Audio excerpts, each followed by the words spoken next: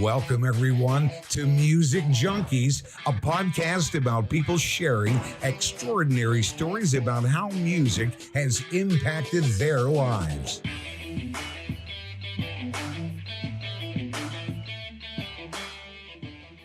Welcome, everyone, to Music Junkies. I'm your host, Annette Smith, and today we have music from a sad people. It's an indies grunge band, which all the way from Houston, Texas. Today in Alberta, it's snowing and it's like super hot there, so I'm super jealous. And I love your guys' mission is to help people feel less alone, and that you guys believe that sharing your music helps, save lives. And I think that is absolutely incredible, especially with the world that we live in. So please welcome Brett Fitzpatrick to Music Junkies. Hi, thank you for having me. It's an honor to be here. You're welcome. So I know that I always ask my guests what their experience was putting their playlist together.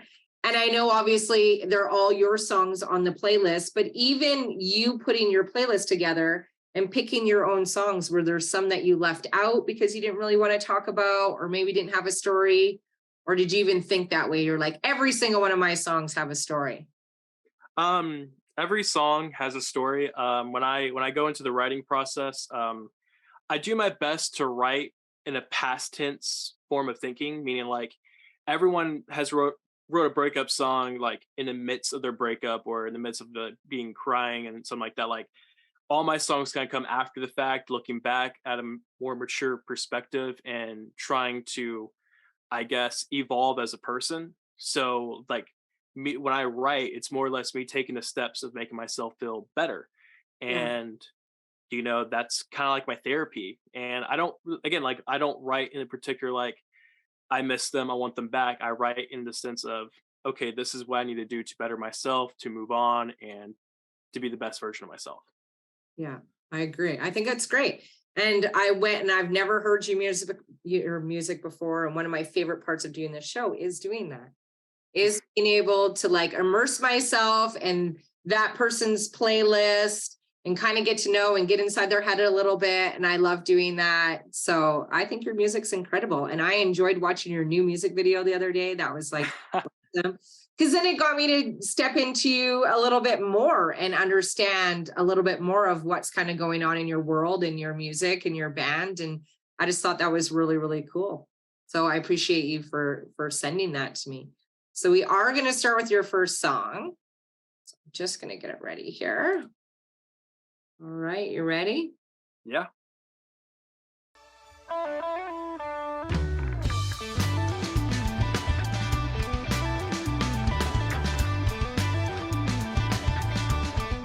So Big Loud.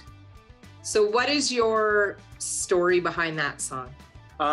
Big Loud actually started as an inside joke between me and my childhood best friend. I was in a really horrible, toxic relationship, and basically, like, we made a joke saying, like, okay, you're being really big loud right now, we need you to be small quiet. And it would always get her, like, really mad. And, when that relationship finally came to an end, I think that was, like, 2 years later, it was very, like, prophetic for me to kind of make it into a song. So like the lyrics, big loud, the sex in me is to have an effect to capture your eye. Means like I'm no longer like doing it for you. And what's that sound to big loud, which means it's like you're gonna yell and I'm gonna yell, and whoever's right in this argument doesn't matter, it's whoever's gonna be the loudest. So it's like kind of like self-reflecting. It's like I need to stop yelling, I need to learn how to talk more, but also at the same time you need to stop getting in my face. And all the lyrics that are in there is just like something revolving that. And there's a part in the song talking about dictating who I hang out with, which was another thing. It's like I can't go to my friends, I can't go work out, you're insecure and things like that. So it's like I wanted to basically write that and put it into a song, because I feel like, again, too many breakup songs talk about you're in the wrong, I'm in the right, or I'm wrong, you're right. This is like a mutual parting ways for me. And that's why I really want, especially because like when I listen to the breakup songs during like my breakups and things like that, I always like don't feel what they're writing, and I want to feel better sometimes when I listen to music. So that was kind of like my, like, that's why I had such a I guess you can say like a happy dance beat to it, is because I want you to sing along and dance to it while, you know, having a tear on the side of your eye, you know? I love it. So what was super toxic about that relationship? I guess just immaturity on both sides. And again, there's lyrics in there where I talk about, you know, pretty girls are the worst, you know, that's one of the fan favorite lines that get quoted back to me so much, especially during our live shows. People like will scream that, and it's awesome to write about it, but it's like, I you kind of have to step back. It's like, oh yeah, I lived that. that wasn't just a lyric I wrote. But just, you know, lies, being deceitful on both sides, and, you know, like the person it's about, I wish no ill will on. Like, again, I've matured, at least I think. I could be wrong, but I think I matured and I've moved on and doing much better now, so. That's good. And how long was that relationship for? Almost 3 years. Wow. So it lasted about almost 3 years too long. So yeah. Like, when did you know that it was toxic? Like the first 2 months, and you're like, I'm just gonna ride this out for. So like, I was like, my parents were like, I guess you can like, looking back on it now, it was like 6 months in. I can really like pinpoint when it got bad. But then it was like, my parents like, you need to break up with her. I'm like, no, I'm not gonna listen. I'm gonna rebel. I know it all. And now it's like, well, shit, I don't know it all. And I'm now living in a world where it's like, I'm constantly trying to be a sponge. And I'm just like, man, they should have told me, I told you so, pretty much. Yeah. Yeah. So like, you know, I wanted to be a rebel, and I stuck through it. And then, you know, I was too stubborn. You know, again, I'm in my wrongs right now. Yeah. I know my dad's gonna watch this, and he's gonna have a small little smirk on his face. He's like, I was right. So when you did end the relationship, was everybody around you saying, yeah, finally? Yes. Yeah, everybody that even like knew me remotely. Cause like I was sad for a little bit, you know, being with somebody that long. It's a long time. You know, so like, but eventually when I got out of my funk, I kind of got my own glow.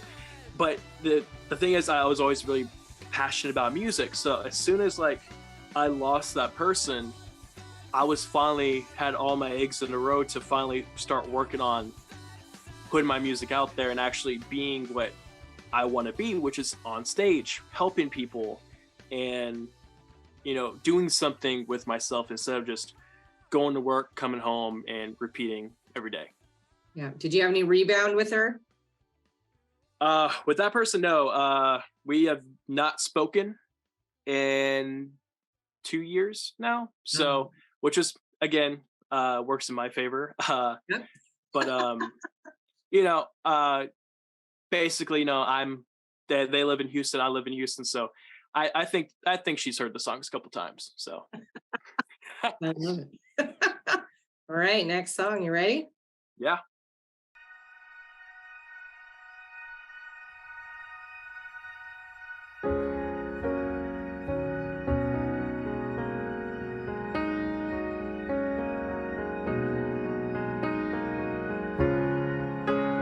Stuck on You.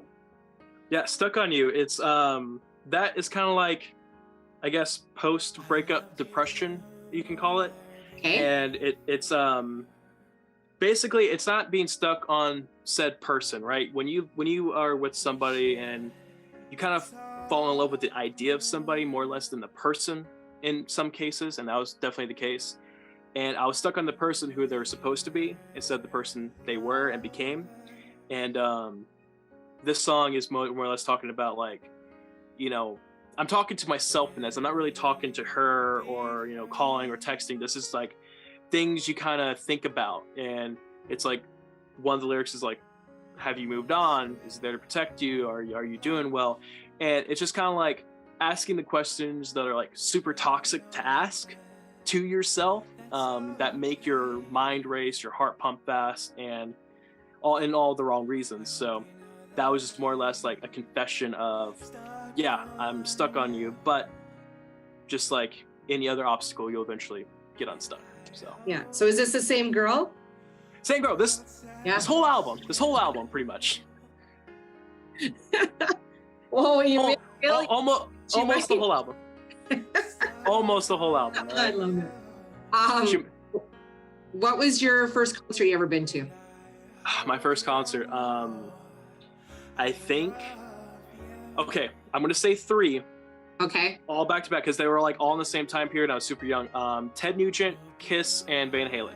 Wow. They're all like conjunct together in that same summer. I don't know which one I went to first, but it was Ted Nugent, Kiss, Van Halen.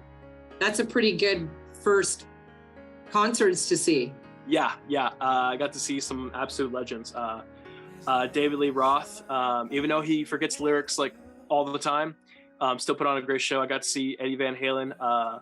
He was fresh out of rehab. He was doing really well, and he was awesome on the guitar. Rest in peace, Eddie. And Kiss was even awesome. That kind of showed me your music isn't just music; it's a show. Like the pyrotechnics, the everything about them. Because you got to think, those guys, they're at the time, I think, late 50s. So, their joints are having a hard time moving, but they're still able to make the show work with everything else that's going around. So they knew how to play their role. And then Ted Nugent was awesome as well. I don't remember too much from that, but I just remember I could not hear for the next 3 days after, because they just play so loud and so hard, so fast, nonstop. Yeah. I think that one I was there for all day. So that's awesome. That was like an all day affair. So yeah. Did you grow up where your parents loved music, explored a lot of different types of music? Yeah. So my mom, she was more on the religious side, so she listened to a lot of gospel rock and things like that. So I got a lot of my jazzy influence to my sound from that side. But my dad was more classic rock metal, hair metal, things like that. So I kind of, I was homeschooled, so I stayed with my dad a lot of the time, and that was just constantly what we would be listening to, is what he grew up on. And sometimes he would play something new that was kind of coming out. But I kind of was just immersed in classic rock, and that's kind of like my bread and butter. If I don't know what else to listen to, I kind of just play that, so. So think back, hair metal, if you could be any 80s hair band lead singer for a day, who would you be? God, that's awesome. That's an awesome question. I almost want to say Vince Neil from Motley Crue. Yes, it's exactly what I was thinking in my head. Just because it's man, they lived fast, they lived hard, and I'm just there for a day, so I don't have to deal with the repercussions afterwards. And here's the thing, kind of like with Van Halen's lead singer, I don't have to know the lyrics fully, so. Right. And you don't actually have to sound good anymore either.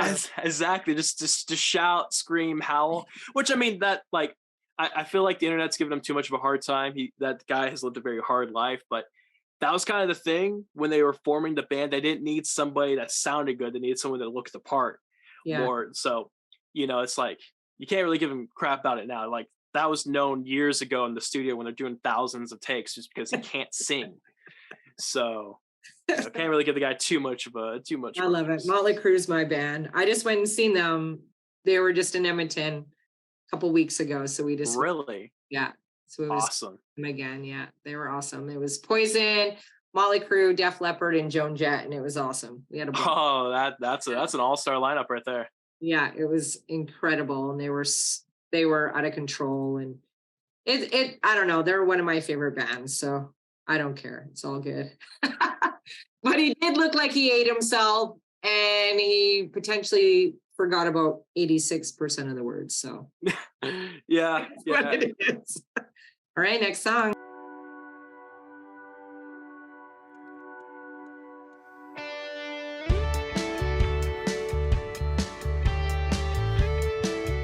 How do you pronounce this song's name? I want to make sure I get it right. Fête. Yes. It's party in French. I thought, that's my second language. So I wanted to, again, incorporate more of myself into the record. So I named, instead of calling just the party, I called it Fête. So this one's actually about a different girl now. Okay. Oh, so okay. Yeah. We're finally moving on. So this was a Halloween party, I think back in 2017 is when I kind of wrote the first version of this. Basically,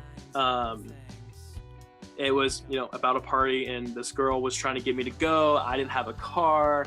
I didn't drive. I'm waiting for my childhood best friend, who in the song, I kind of call him an asshole because he is. We finally get to the party, and it was a very horrible night. Like, we got there like 5 minutes before cops did, pretty much. Wow. So like the party was just awful. Apparently, like a lot of drugs, punch was spiked, things like that. And I just remember, like, you know, us having to leave, and then the girl was really upset at me for leaving. I was like, hold up, like, you gotta understand the situation here. Like, I showed up, there's cops coming. I don't want to necessarily, you know, get entangled with that. And, you know, it, you know, talks about like her frail mental state and how it's reflecting onto me, and she's blaming me. And some lyrics in the song talk about her friends hate me, they want to fight me, things like that, all because I didn't show up in time. And I was like, okay, like, that's What was your Halloween costume? I went as 3-hole punch Jim because I was already wearing a button up. I just got some paper and I just stuck it together real fast, and we went, my brother, he went as Rami McKelk, if you know the actor. No. He did you ever watch Bohemian Rhapsody? Yes. He was Freddie. Oh, okay. So yeah, before, like, but back then that was before the actor even blew up. So it's like, I made a joke saying that's what he looked like all the time. So he went as it. I'm just like, okay, whatever, you know, whatever floats your boat. But yeah, that song's about just like living through such a horrible like night and time, and like I ended up having to drive us back because he drank the punch and he was all sleepy. I'm like, oh my god. So Yikes. you know, yeah. What was in the punch? I don't know. It was enough. It was enough to knock him out, and he was a bigger set fella. So That's crazy. What kind of music did you listen to in high school? definitely like, I don't know like the exact genre, but like, you know, like bands like The Neighborhood, Laney, 1975, those types of bands that I got really big into. I just recently got into like MCR, so like I wasn't listening to the typical like what everyone else was listening to back then, but Yeah. I listened to a lot of like, I guess you can call it the Tumblr grunge scene. So that was kind of like my big influence when I started like noticing songs that had more of a fuller sound. Like there wasn't like any dead spots, and that's why really, you know, I pushed onto this record I made. Yeah. Was I wanted everything to feel full, live, and not really a dull moment, and everything really, you know, we really focused on mixing, which again, I'm going to be a big hypocrite and a big critic on myself, I should say, and say like things could be better that no one else will hear. So Yeah. that's kind of how I feel. But yeah. And what were you like growing up in high school? What kind of guy were you? Well, I was big into sports, so What was your you know, sport? I was a basketball player. Okay. So I was a big basketball player, but you know, I didn't listen to rap. I didn't go to the parties. I didn't hang out very much. My favorite player was Kobe Bryant. So like his mentality was work hard, work strong, never rest, things like that. So I always kept myself very focused, and music was my outlet because like I could unwind, listen to music, or hype myself up before a game. But in high school, you know, I was, you know, I didn't talk to very many people. So that what made people want to come talk to me. So that was kind of like my thing. I was like, oh man, I don't care what people think of me. And then now it's like, I kind of do care a little bit. So Yeah. What do you think your biggest challenge was in high school?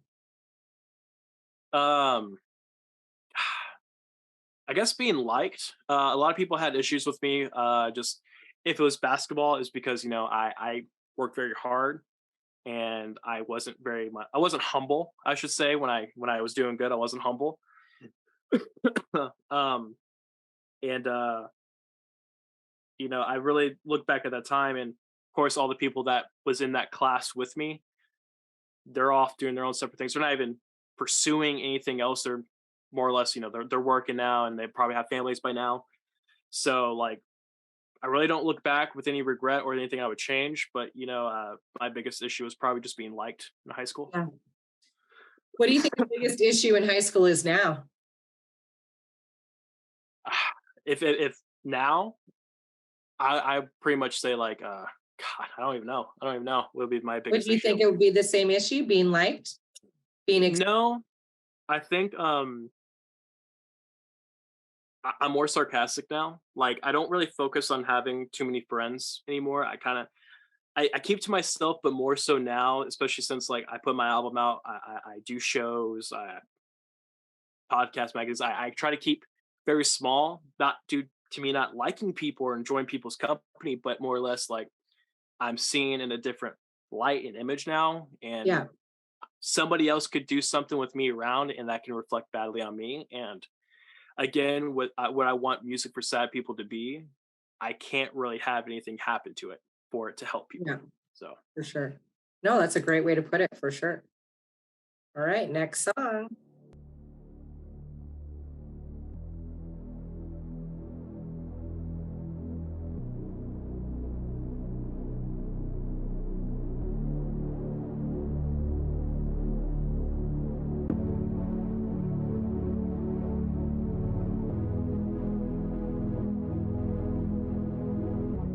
So self-tilted. I noticed that a lot of your music has like this very long intro. Is that just deliberate? Is that like, are you a build-up kind of guy?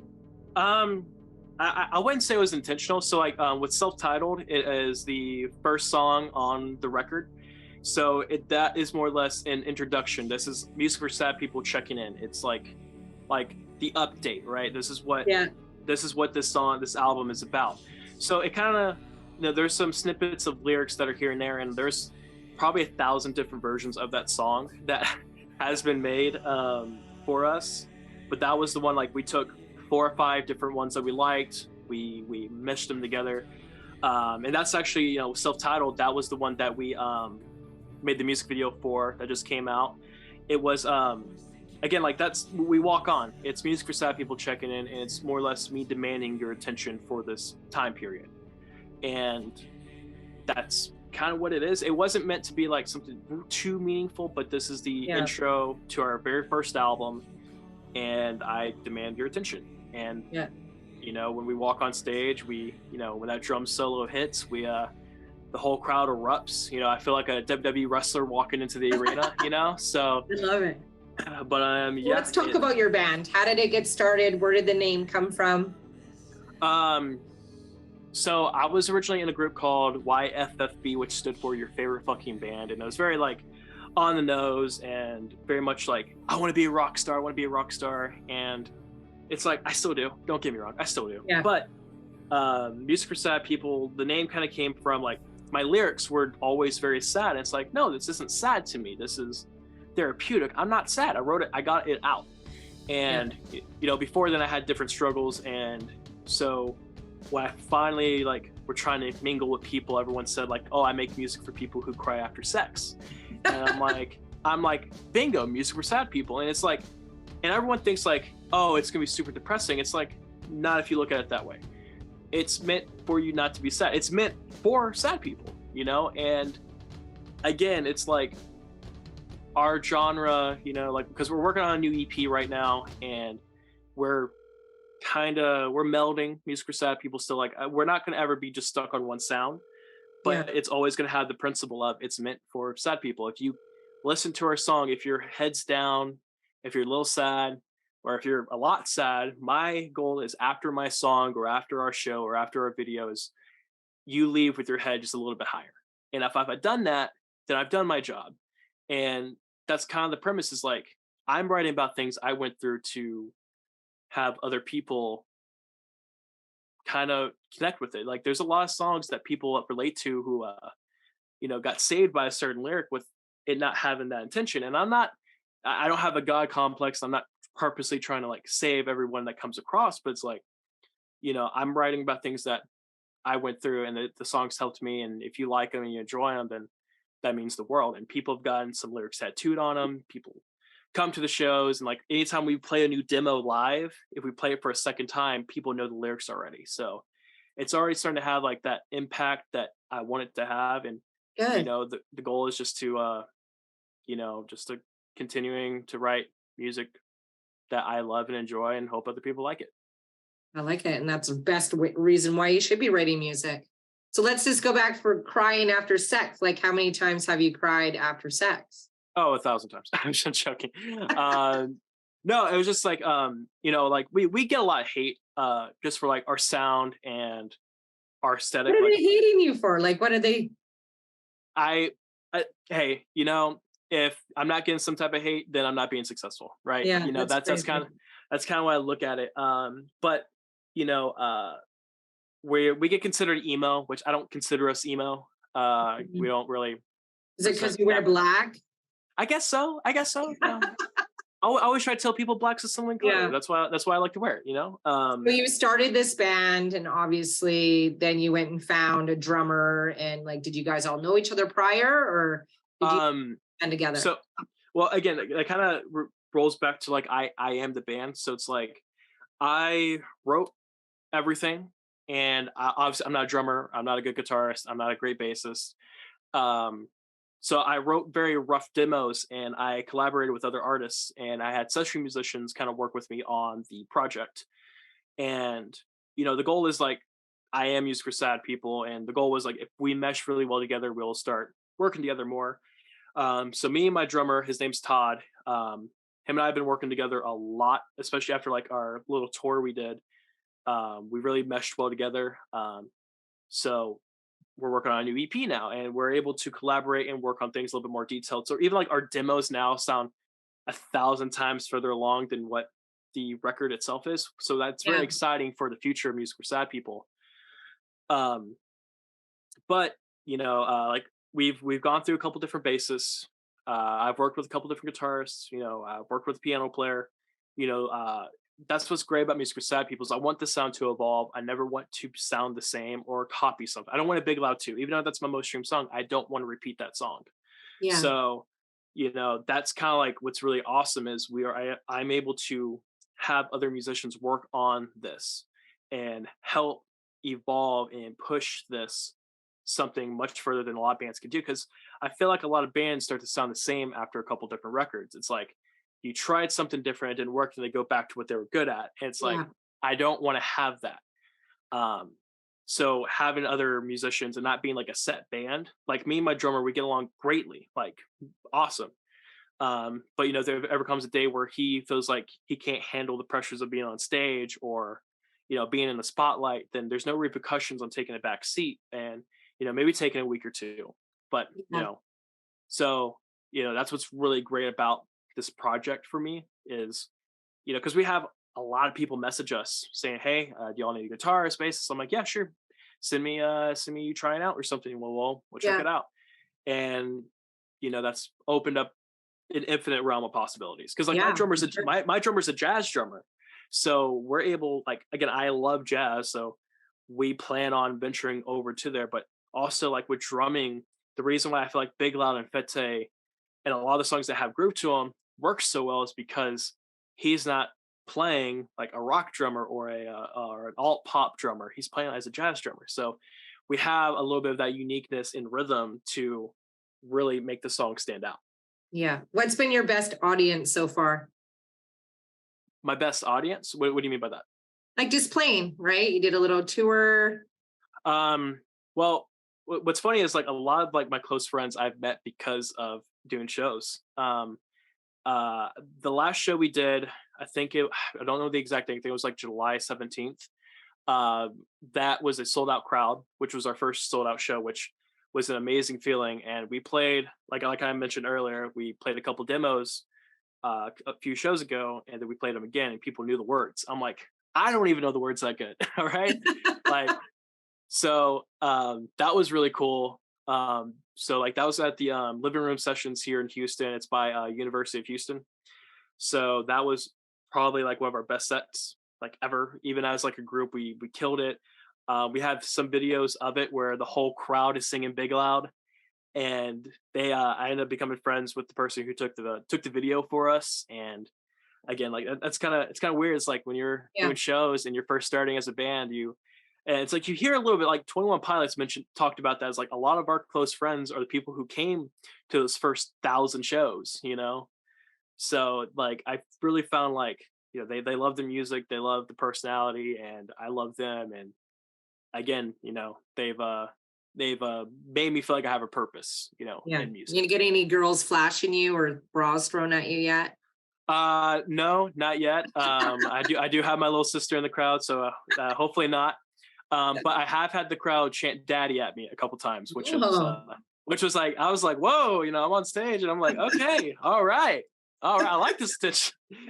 But yeah, nothing like that yet. I'm sure now with that It's video coming. and this being said, Definitely it's coming. It's coming. Right. Your call has been forwarded to an automated voice messaging system. At the tone, please record your message. When you've finished recording, you may hang up. The Drive. For more options. The Drive, yes. So that was actually, the song's about the rebound after that relationship we talked about earlier. That was, you know, she lived about 40 minutes away. We met on, I think, Bumble or something like that.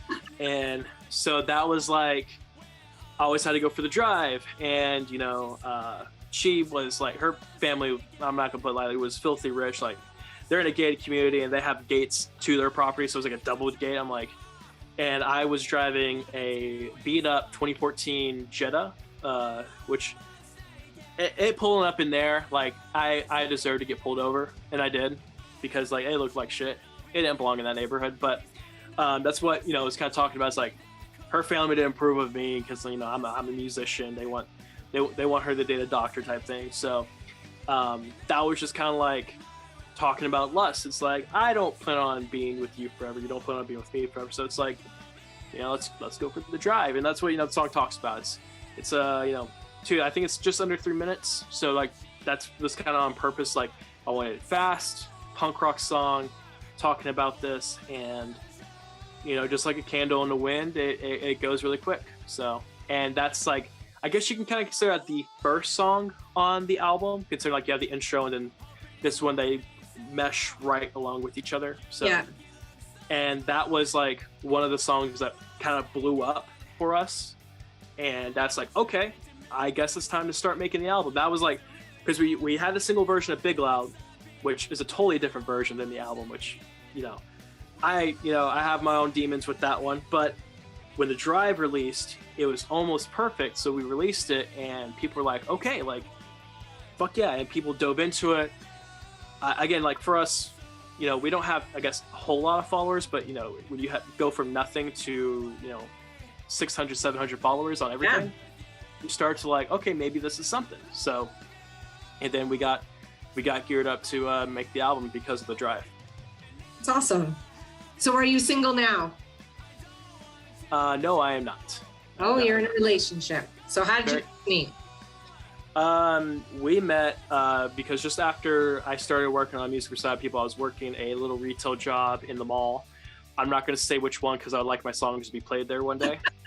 But I actually interviewed her, and I was actually like, I was the boss, and it was like we knew each other from a couple years back, which was really funny. And it's like, wow, like I remember you being a total asshole to me, and I remember being an asshole to you. So that's kind of how we like kind of, you know, met and gelled. And after that, you know, she actually encouraged me to release the first version of Big Loud. I was not going to release it at all. So she really encouraged everything for me to really make my dreams come true. And without her, there would be no Music for Sad People. I love it. And how long have you guys been together? A year and a half now. And what is 3 things you love about her? Definitely her laugh, her personality, and the way she can brighten up my mood no matter what. I love it. I love it. So when you are on stage or going on stage, do you have any crazy rituals that you guys have to do before you get on there? I guess like a ritual I have is like I talked to my mom a little bit. I lost her last November, so in a couple of days I'm actually coming up. As like we're recording November 7th, like in a couple of days I'm coming up on her 1 year anniversary of losing her. So like before I just kind of talked to her, just like, you know, because like she only got to hear one song of mine. Like she didn't get to hear the album at all. So like for me, it was like, you know, talk to her, you know, tell her, hey, I hope you enjoyed the set. The guys walk on because that's the reason why self-titled has such a long build-up, is they go on first, they play their instruments, and I walk on. So I kind of just have a quick conversation with her, and I walk on, and I act like there's nobody in the room because I act like a complete idiot. So What's one thing that your mom taught you? Uh, Something she would always tell me is like, she would always call me by my first middle name. I have two middle names. She would always tell me that you are Brett Thomas, and don't let anyone's perception of you deter you from who you really are. So I'm an entertainer. If someone says they don't like my music, that tells me, okay, keep going, do it more, And if anyone wants to get behind it, encourage it, then they're gonna reap the rewards pretty much. So Yeah, it's great advice. How about your dad? my dad definitely taught me hard work, hard work. Never be satisfied, even if I again grew up in sports, even if Yeah. I dropped 50 points in a game, okay, how come it wasn't 51? That was his mentality. And sometimes it was good, a lot of times it was bad, but I definitely I pride myself in not being like other indie bands. Like there's a lot of great bands in the Houston area, and I'm not dissing any shade when I say that, but when you go to look them up, you only see their Instagram. You don't see them have a Spotify or SoundCloud or on YouTube, or they only have live performances. They have nothing out there or pushing to be in things. Like, Yeah. I am the one who messages, like magazines, podcasts, shows, venues, say, hey, do you need an opener? Like I'm the one who seeks that stuff because I know no one's gonna, message me asking, because again, I am just a small fish in this big, big ocean of music. So And I think it's good that you need to be driven and motivated, and you got to go make it happen, just like every single other artist that went and made it happen. Right? Very rare that you're like, oh yeah, I just seen them one day in a smoky bar and they were like amazing. Well, they busted their ass, first of all, to get in that smoky bar to play. yeah, and especially now, like with the internet, like you think like back in the 80s and 90s, like you had to gig. Now you could just put out an album, share it, and that's something a lot of people don't understand. Like my streams and my monthly listeners I get because I message people and I send my album to them, and I do it daily, and I you'd be surprised, like I get a lot of no's, I get a lot of you're cringe, I hear a lot of negative things back. But when I get that one person that say, I love this, whereas it's been my whole life, that makes it worth it. I'm not there to appeal to the mass market, right? I'm here to appeal to the weirdos. I'm a weirdo myself. So it's like, And the cool thing again, to be successful is you don't have to appease the mass market either. exactly. I know, I guess my market, you could say, like, I call my fans the sad babies, it's like, we're all, hey, we're sad, and that's something like that kind of become fun, fun crowd engagement. So again, I go out there, I chase it, I message people, anybody that will listen, I'm going to try to listen. So It's good. And I think that you will be successful because of that. All right, next song.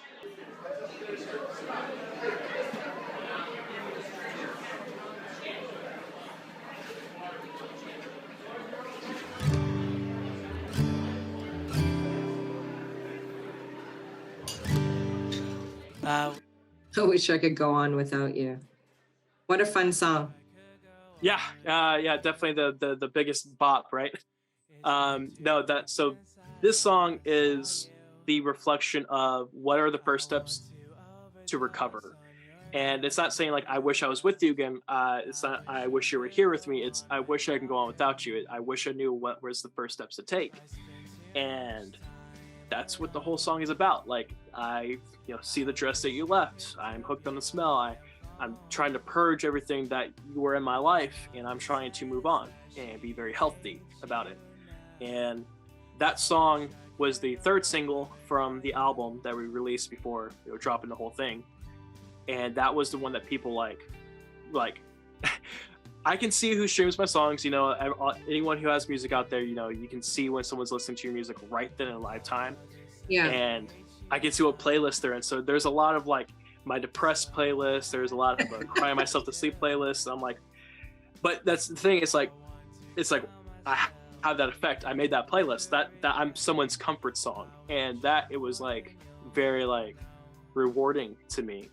And people in the crowd, it's like a ritual. Like flashlights on, tears are rolling, and you know, my guitarist on that track, he ended up killing it on the solos, because like we don't have like a traditional like verse chorus verse chorus. It's just free speaking. It's just almost like slam poetry with small pauses where the guitar now speaks. The guitar is the chorus, and we have this big build up to this very operatic ending where it's a very hopeful cliffhanger, you know, like when you're leaving a relationship, the only thing that you know for certain is that is over.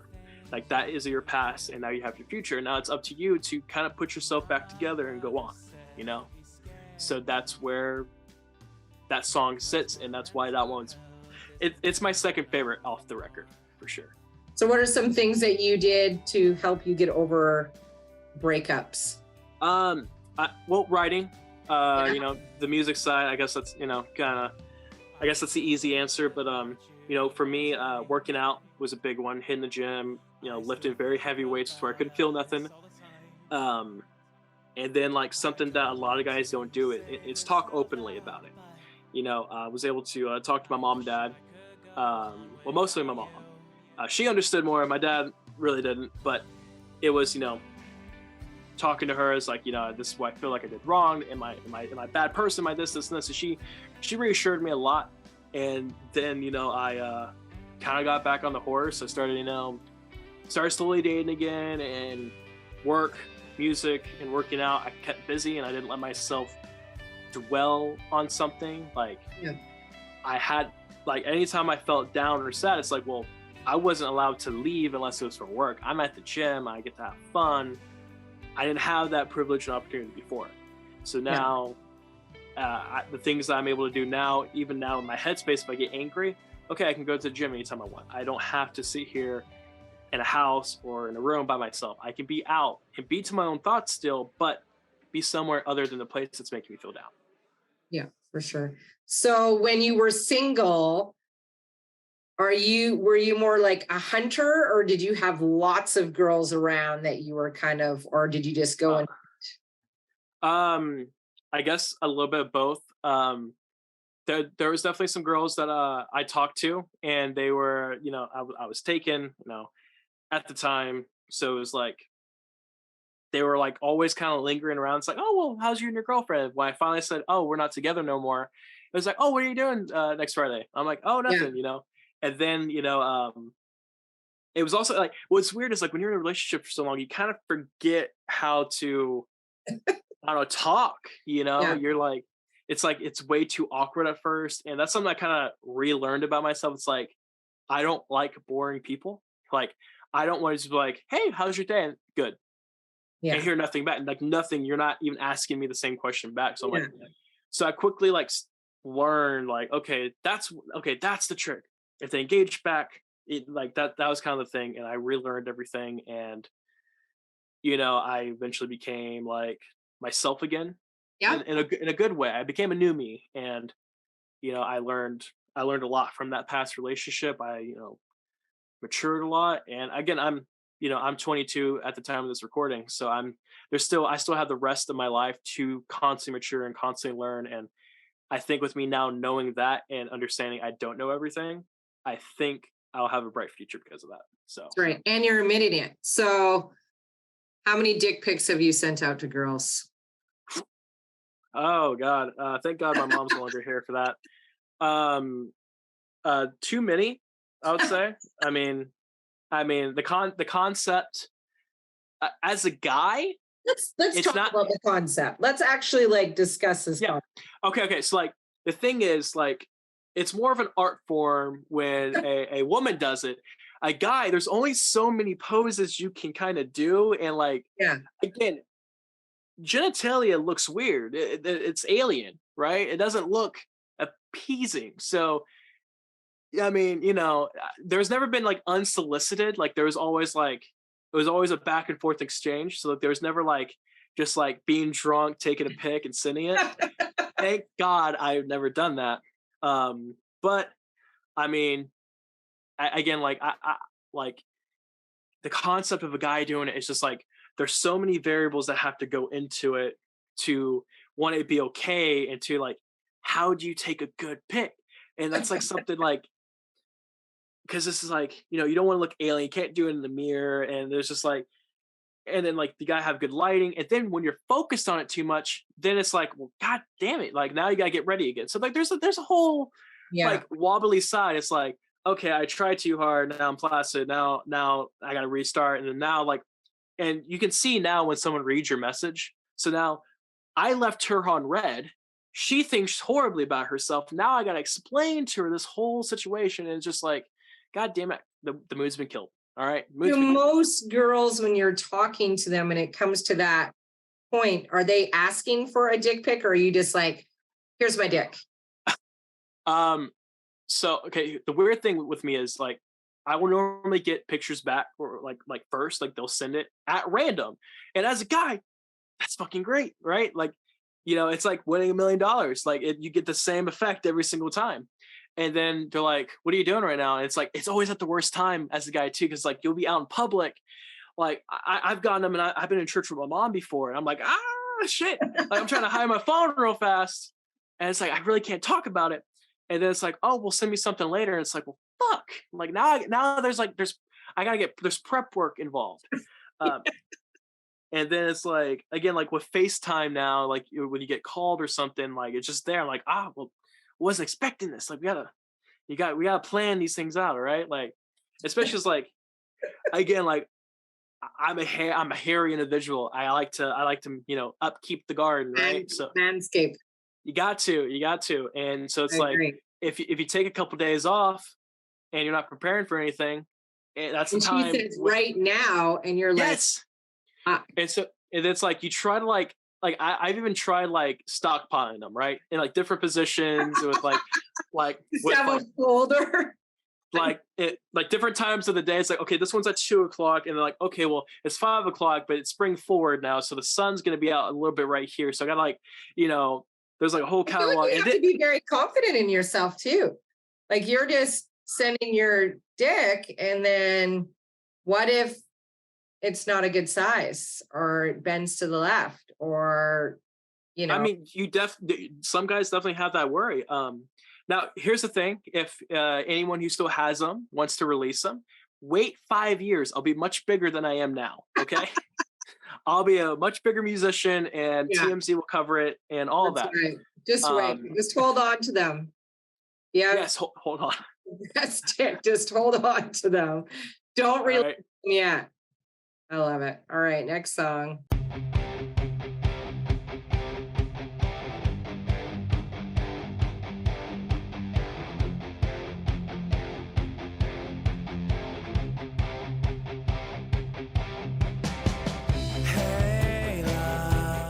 No One Can Change Her. What's your story behind that song? This is kind of so one of the catalysts of like that relationship ending was like guys randomly messaging her, and it wasn't just like the first year or so. It was like I think I want to say 3 months before the breakup actually happened. It was like, okay, like everyone should know like we're like a thing, so why are guys messaging or even trying? And I would read through the texts, and again, lying was a big part of it. It's like, I already caught you red-handed, at least show me both hands are up, you know?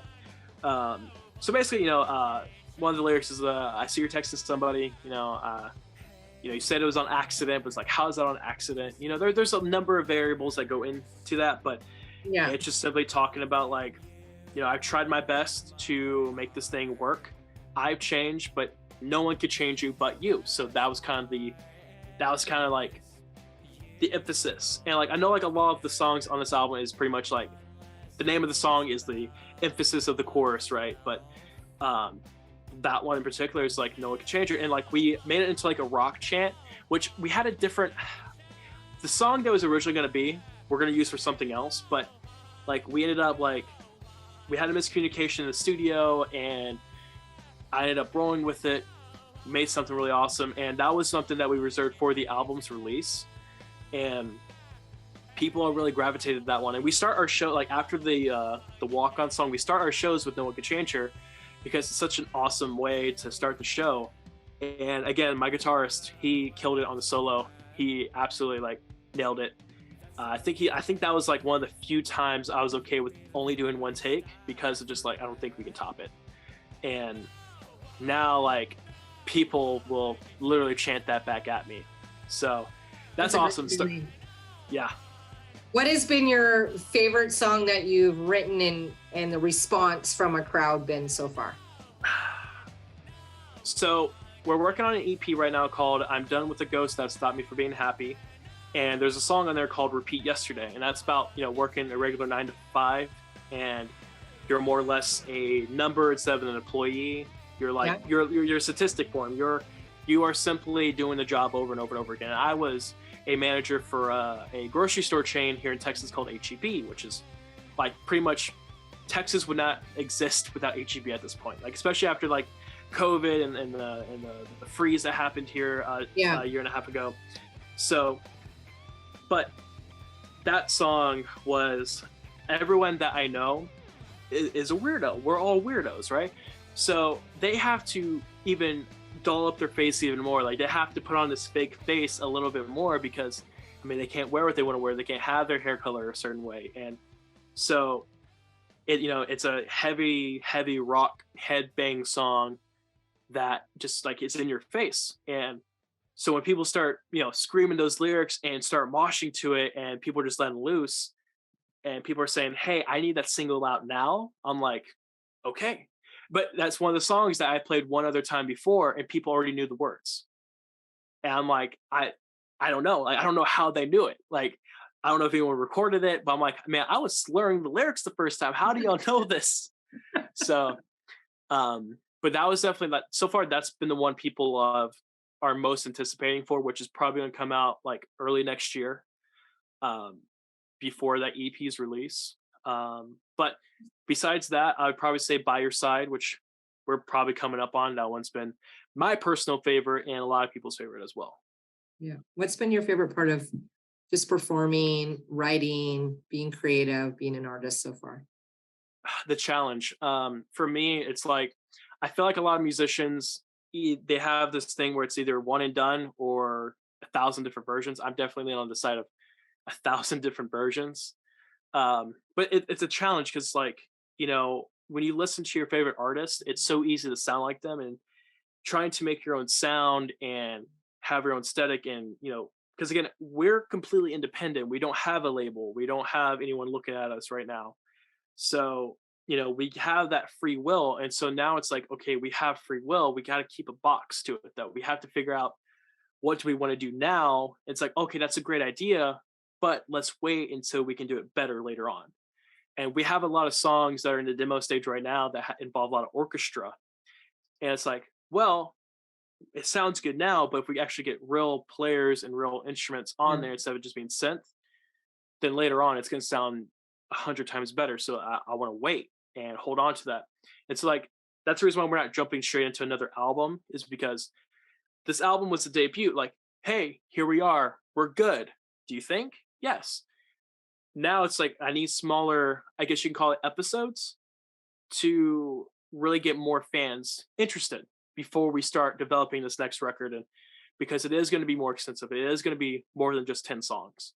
So it's definitely the challenge right now. And it's like, some days, you know, I'm in my head, I'm beating myself up, and there's some days where I'm just loving every minute of it. So it's like, it's a challenge, and it wouldn't be fun if it was easy. So That's right.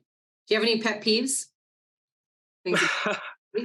I do. I have a lot of pet peeves, especially in the music industry. I think everyone does. I would definitely say, you know, supporting local artists. Like, I can't tell you how many people have individually messaged me saying that they're going to go see something else rather than my show.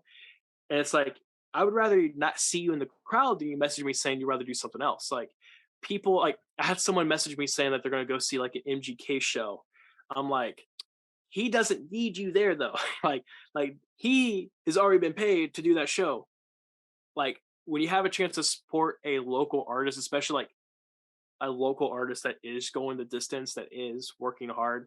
I mean, I can think of a couple that are here in Houston that struggle to get a fan base, but then it's like the guys that only play in their garage, they'll have hundreds of people show up. And it's like, those people won't do anything with music. That's all they want to do Yeah. compared to the people that are actually trying to make it. So I would say, support local artists, like give them a chance, share, if you're a fan of somebody that's even small, like, 100,000, monthly listeners, or hell, even 1 million monthly listeners is still kind of small in the grand scheme of Yeah. this. So like continue to share your artist's music. If you like them, like shout them out. And you don't have to generate nothing. Like you can get no listeners from that. But the Yeah. fact that you're doing that, you're helping like tremendously. And like people don't understand, like when someone says, "Hey, I'm a retweet your music video," I don't have that many followers, and I go, no, you were mistaken. You just wanted to share it. Makes my day like 100 times brighter, because Yeah. like you think my work is that good that you want other people to know about it. So, and again, it's like for me, it's not as much as I want to be, a big rock star and be super pretentious and very narcissistic, right? To me, it's just a matter of, did you like it as an individual, person to person? Because I am just a person, and if you like it that much, that's makes my day. That's good. That's great. Any other pet peeves besides that one? I would prefer some more musicians to actually take a shower. There's a lot that I get close with. It's like, I understand we just, the lights are hot, everything's hot. Shower before. Like if I can smell the deodorant fighting, great. If I don't sense a fight at all, there's an issue. So shower up just before your set. Look good, look presentable. Get a shave going. No, you don't have to be clean shaven, but like you can have a beard, but it doesn't need to be all scraggly. Trim, just trim. Just trim it up. Hygiene, the basic human hygiene. If some musicians are musicians because they can't get a regular job. So, like let's just, sprucing ourselves up a little bit. Some people. Spur some, aftershave, throw on, some deodorant. Don't wear the same leather pants over and over again. You're not Jim Morrison yet. Yeah. Eventually they're going to start cracking and looking musty, like. All right. We're on your last song. You ready? Yeah.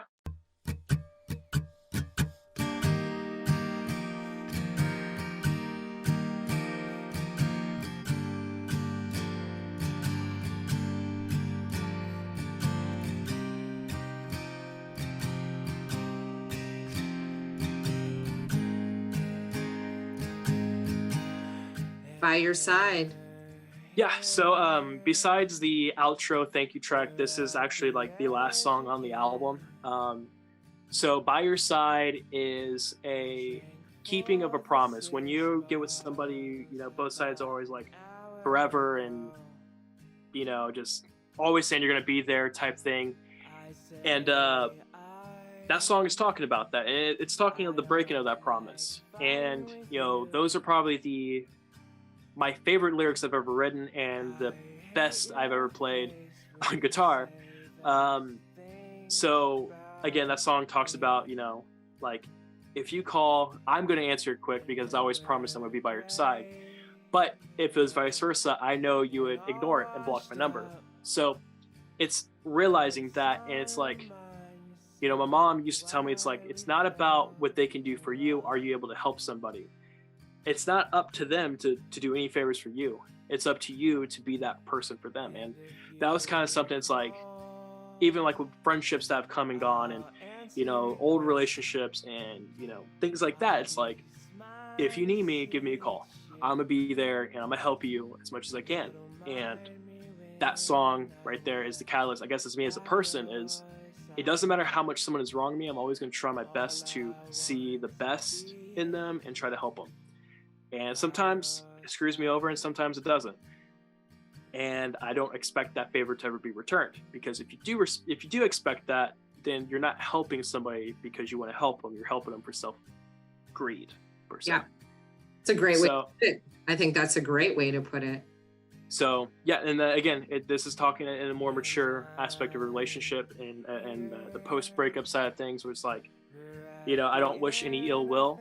I don't want to be with you anymore, but if you need me, just I could be a friend.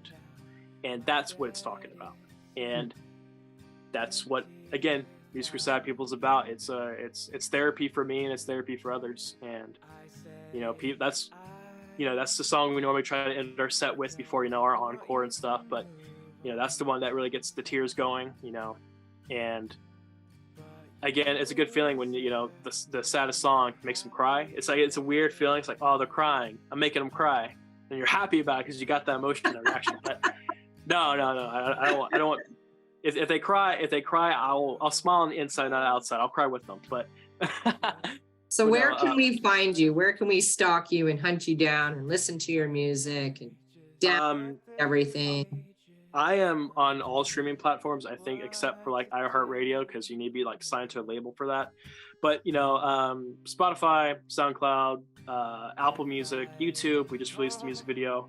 You can find us on Instagram at thisismfsp and TikTok with the same user handle. And we have a new EP coming out sometime next year. Not sure when, but we also have music videos we're working on. Like this album came out in April. We've been working so hard on shows, and we just finally had time to start, filming and editing. So the first one's out. The Drive is next. We're releasing the music videos in order with the album. So, oh, cool.